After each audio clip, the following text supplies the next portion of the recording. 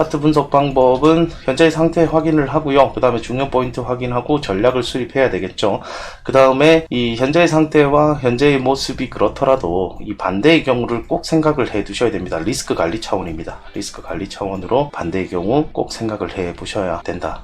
요거 명심하시고, 요 내용으로 그 각 알트코인들 여러분들이 분석 요청하신 각 알트코인 분석을 지금부터 시작해 보도록 하죠. 트론 분석 이어드리도록 하겠습니다. 트론 일봉 보시는 화면처럼 우선 윗꼬리가 달려 있어요. 우리가 전체 캔들 중에 윗꼬리가 크게 달렸다 하는 것은 우선은 그 캔들 패턴 상으로는 매우 좋지가 않다라는 표현을 합니다. 적어도 이 시세는 오늘 마감상으로 40원대 이상에서 마무리가 되어야지만 추가적인 상승으로 우선은 좀 생각해 볼 수 있는 캔들 패턴이 있다. 요거 하나 좀 보시고요. 우선은 여기 흐름상은 이제 가는 종목이에요. 이 종목도 마찬가지로 이제 가는 것 중에 한 파동 정도의 눌림을 좀 생각해 볼 수 있는 일봉의 파동이 아닌가, 이런 상태고요. 요게 눌림이 오더라도 추가적인 상승이 가능한 종목이다. 요렇게 좀 볼 수 있었던 게 일봉 상황이었어요. 자, 요거는 조금 더 줄여서 뭐 4시간 봉이나 1시간 봉을 보면서 조금 더 면밀하게 살펴봐야 되겠죠.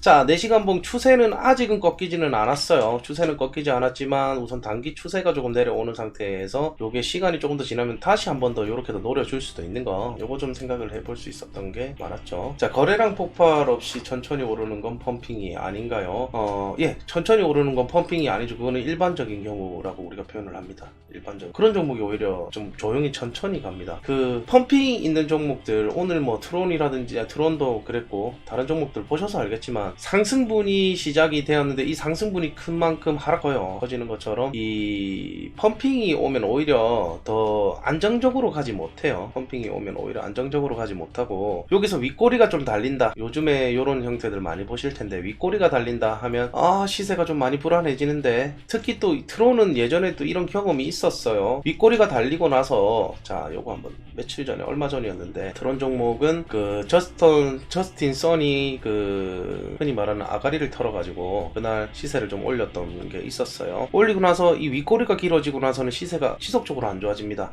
이러한 형태들을 요새 조금 트론이 많이 보여주는 것 같아요. 그래서 지금의 일봉 상황에서 이렇게 윗꼬리가 좀 달렸다, 이런 것은 조금 뭐 안 좋은 영향을 좀 미치지 않는가, 우선은 이렇게 보고요. 뭐 4시간 봉이나 1시간 봉을 보면서 조금 더 줄여보면 이렇게 윗꼬리가 계속 남긴 채로 마무리가 될 것인지, 혹은 조금 더 추가적인 상승이 가능할 것인지, 이런 것들이 좀 생각을 해볼 수가 있을 것 같아요. 자, 4시간 봉은 방금 전 봤고요. 1시간 봉 지금 상승 추세로 약간 돌아서는 상태죠. 자, 4시간 봉의 큰 흐름은 아직까지, 이거는 지금 1시간 봉이고요. 4시간 봉의 큰 흐름은 상승세가 아직은 유지였어요. 근데 단기 조정 신호 하나 왔었고, 이 단기 조정 1시간 봉, 지금 보시는 1시간 봉에서 아직 끝난 것은 아니다라는 얘기하지만, 이런 식의 그 하나 정도의 파동이 올라오죠. 이렇게 되면 조금 한 번에 더 내림이 있더라도 조금은 더 간다라는 표현을 좀 더 할 수 있을 것 같아요. 해서 요거 같은 경우에는 우선은 위쪽으로 우리가 40원대 이상에서 내일 마무리가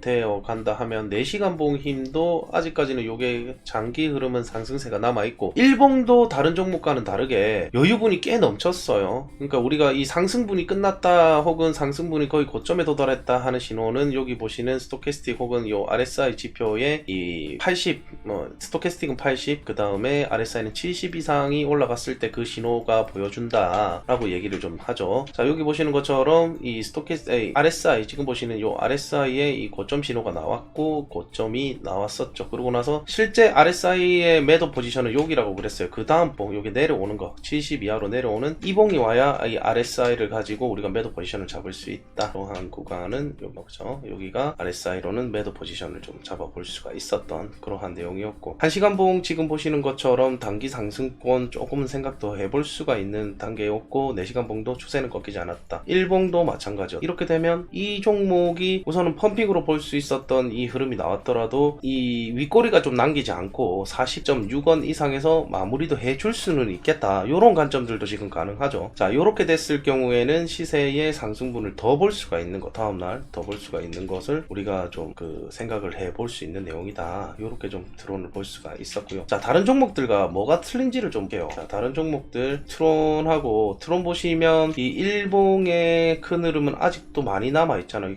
많이 남아있는데, 자, 어떤 걸 봐드릴까? 자, 리플을 좀 봐드릴까요? 리플은 지금 거의 고점 부근에도 요게 와있다는 거예요. 리플은 점 부근에 조금 와있다는 거죠. 물론 추세는 아직 상방이 꺾인 것도 아니지만, 그만큼 올라간다라고 생각했을 때, 리플이 그 올라가는 게 한 파동 정도가 더 남았다면, 그렇게 따지자면, 트론 같은 경우는 한 두 파동 정도가 더 생각을 해볼 수가 있다는 내용이에요. 요런 식으로 얘기를 드리면, 확인이 좀 가능하실 것 같아요. 트론 같은 경우 보시는 것처럼 위쪽으로 아직까지 열려있는 그게 조금 더 상당히 큽니다. 다른 종목들은 이미 시작을 했고, 얘는 좀 더 늦게 가는 종목이었고, 그 추세도 조금 더 느립니다. 그리고 오히려 1시간봉이나 4시간봉에서도 아직 추세가 완벽하게 하락으로 돌아선 건 아니야 라는 얘기를 좀 해주고 있었기 때문에 조금 더 시세 상승도 기대가 좀 되는 내용이었습니다. 현재 상태 확인했고요. 중요 포인트 확인을 하죠. 중요 포인트는 오늘은 여기가 될 것 같습니다. 40.6을 좀 주목을 해봐야 될 것 같은데요. 자, 방금 전 얘기 드렸던 것처럼 40.6이 어떤 의미를 가지냐, 우리가 윗꼬리를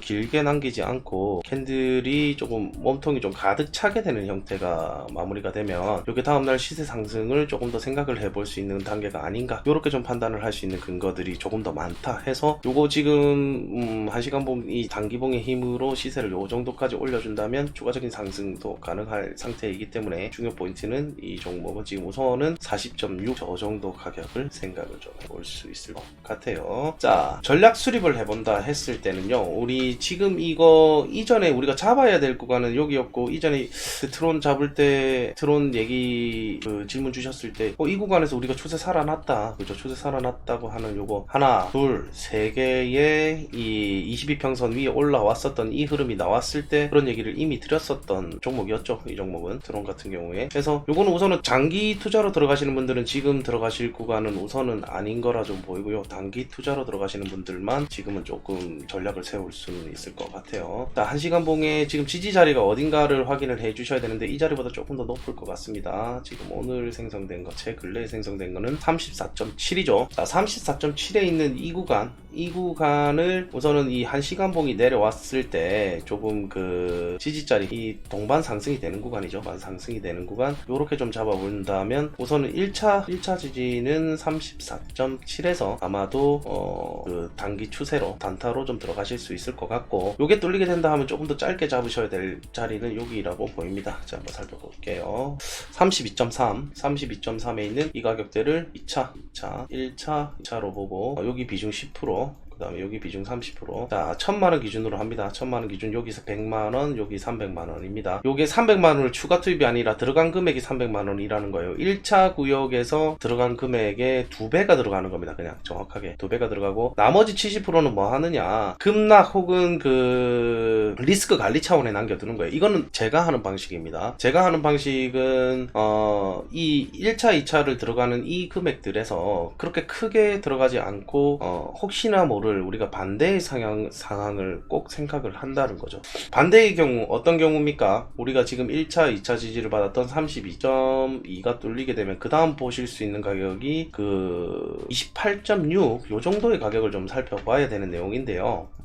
자, 28.6이면 여기입니다. 여기 가격까지도 생각을 해두는 거예요. 요럴 때는. 그러면서 그 나머지 70%가 들어가는 순간은 저 순간이 되는 리스크 관리법, 리스크 관리를 위해서 이 시드 분배를 한다, 그렇게 좀 보시면 될 것 같아요. 자, 우선은 요거 단기적으로 조금 내려오더라도 추가적인 뭐 시간상은 요 정도 시간이 될 거예요. 그죠? 좀 짧게 잡으면 6시간에서 길게 잡으면 한 12시간 안에, 조금 너무 텀이 길지는 모르겠지만 이게 빨리 내려오는 경우에는 이게 돌아서는 것도 빠르거든요. 그때 여기서 1차, 2차를 받아서 끌고 갈 때는 여기가 될 거예요. 1차는 37.1, 그 다음에 38.9에서 2차 매도가를 선정을 하죠. 그리고 예전에 이런 질문 주셨는데요. 1차, 2차 매도가 두 개 똑같은 비율로 매도를 합니까? 라고 그 질문 주신 분이 있었어요. 제가 1차에서는 거의 70% 이상 들고 있는 수량, 만약에 1차에서 끌고 간 물량이 여기서 멈추면 70% 이상을 매도를 하고, 2차 매도가에서는 거의 전 물량을 처리를 합니다. 더 올라가도 어차피 제 건 아니고 또 먹을 거는 많습니다. 꼭 트론만 사라는 법이 없어요. 그래서 종목은 많고 살 수 있는 게 많고 분석을 통해서 매매를 하면 되니까요. 크게 문제될 거는 없습니다. 더 올라가서 가끔씩 이런 생각들 하시는 분들 많은데요. 더 올라가서 내가 배 아플 것 같아 라는 생각을 하시는 있으지만 오히려 아직까지 안 오른 종목들, 신규 코인들, 불안성이 조금 더 적은 거, 많이 올라간 종목 오늘 보셔서 알겠지만 많이 올라간 종목은 그만큼의 하락률, 많은 하락이 있습니다. 그 리스크를 감당하실 수 있는 분들만 그 매매를 해야 된다. 자, 오늘 리플 같은 경우에도 마찬가지였고 트론 같은 경우에도 마찬가지였고 오늘 24%의 상승률이 있었습니다. 근데 오늘 고점 대비 어디까지 떨어졌느냐 보시면 20%까지 시세가 떨어졌어요. 이런 리스크 다 감당하실 수 있는 분이 지금의 오늘의 코인들을 사시는 거고 상승률이 높았던 코인들을 사시는 거고, 이 리스크가 감당 안 된다면 우선은 매매 관점 자체를 조금 더 보류하시는 것이 좋지 않는가. 상승률이 높으면 하락률도 높다라는 거 가정은 꼭 하셔야 됩니다. 오늘에 상승했다고 내일도 상승한다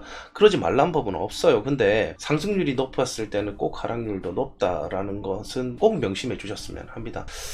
이 지금 보시는 차트 제가 가끔씩 여러분들에게 이것 때문에 좀 얘기를 드리는 내용인데요. 지금 이게 비트코인 월봉이에요. 월봉 이게 2016년도장 얼만큼 상승이 되었느냐. 자, 12,700% 정도의 상승력이 있었어요. 12,700%의 상승률. 이거 올라갈 때 그냥 올라가기만 한 거 아니라고 제가 얘기를 드렸잖아요. 여기서 보시는 요 음봉 하나, 그 다음에 요 음봉 하나의 이 퍼센테이지는 얼마일까를 계산을 해보시면 지금 요거 올라갈 때 요거 해드릴게요. 올라갈 때 이게 70% 상승, 윗꼬리에서 아랫꼬리로 내릴 때 40% 정도의 상승, 하락이 있죠. 상승한 만큼의 하락분이 꼭 나올 수 있다라는 것은 꼭 명심해 두시고 매매를 해주셔야 된다는 내용이에요. 무조건 올라가겠다라는 관점은 아니다 이거죠. 요건 좀 명심해 주시고 어떤 종목이든 매수를 받을 때 리스크가 있구나, 리스크가 없는 건 아니구나. 그래서 저희들이 매매를 할 때 1차 매수가 2차 매수가를 잡아보는 이유도 리스크 관리 차원이고, 그 다음에 몰빵을 하지 않는 이유 자체도 리스크 관리 차원입니다. 여기서 만약에 전부 다 시드가 다 들어갔다 그러면 여기서 뚫렸을 때 손절 혹은 기다리는 거, 여기서 더 이상 시세가 올라오지 않으면 기다리는 거, 이거 두 개밖에 할 수 없지만 그 시드, 추가 시드를 가지고 있으신 분은 충분히 더 대응이 되고 내 시드를 낮춰서 다음번 중요 자리에서 매수를 통해 시드 그 평단가를 낮춰서 탈출하는데 오히려 좀 더 쉽다라는 거죠. 제가 하는 매매법들은 뭐 누누이 얘기 드리지만 조금 손실을 좀 매우 작게 하는 방법이에요. 대신에 수익이 그렇게 크지는 않습니다. 요거는 조금 안정적으로 이 수익을 가져갈 수 있는 매매법이지, 물론 저랑 성향이 틀려서 올인 매매법을 자주 쓰시는 분들은 어차피 안 맞을 수도 있어요. 근데 요런 매매법도 이 정도만 기억해 주셔도 될 것 같아요. 이렇게 매매하면 손실을 작게 내가 꾸준히 조금씩 시드를 불려갈 수 있구나. 한 방이 좋기는 해요. 그죠? 근데 저도 한 방이 좋기는 한데 그렇게 했을 때, 실패했을 때 오는 그 리스크가 너무 커요. 그래서 저는 그 리스크를 가지기 싫으니까 항상 조금 읽지 않는 매매를 하려고 노력을 하고, 실제로 지속적으로 계속적으로 저는 그 읽지 않는 매매를 하는 편입니다. 여러분들에게 이걸 강요하는 건 아닙니다. 저는 이런 식으로 매매를 하고 이런 식으로 전략을 꾸려본다, 만약에 이게 들어갔을 경우에는 이런 식으로 매매를 한다, 이런 거니까요. 굳이 이런 식으로 매매, 나는 올인 전략인데 하시는 분들 크게 신경은 안 쓰셔도 됩니다. 그냥 이런 식의 매매를 하면 조금 안정적으로 매매는 할 수 있구나 하는 것을 조금 알려드리고 싶어요. 드론까지 살펴봤고요. 본 차트 분석은 리딩의 목적이 없고요. 차트 공부의 목적, 어떻게 분석하느냐, 이런 것에 주안점을 둔다는 거 다시 한 번 더 얘기를 드립니다. 매매에 따른 모든 책임은 투자자 본인에게 있습니다.